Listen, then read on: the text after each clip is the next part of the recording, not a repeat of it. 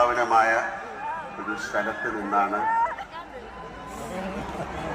ഏഷ്യയിലെ ഏറ്റവും വലിയ കലോത്സവമായ ഈ കലോത്സവത്തിൻ്റെ കുട്ടികളോടും മറ്റുള്ളവരോടും ഞാൻ സംസാരിക്കുക എന്ന് പറയുന്നത് എൻ്റെ ഏറ്റവും വലിയൊരു എൻ്റെ നിയോജക മണ്ഡലത്തിലെ നിയമസഭാ സാമാജികനും മന്ത്രിയുമായ ശിവൻകുട്ടി സാറ് ഈ സംസ്ഥാന സ്കൂൾ കലോത്സവത്തിൻ്റെ തുടക്കത്തിനോ സമാപനത്തിനോ എന്നെ ക്ഷണിച്ചപ്പോൾ ഞാൻ പറഞ്ഞു എന്തായാലും ഞാൻ വരും. കാര്യം ഇത് പല പ്രാവശ്യം വെക്കേഷൻ സമയത്തൊന്നും എനിക്ക് വരാൻ സാധിച്ചില്ല.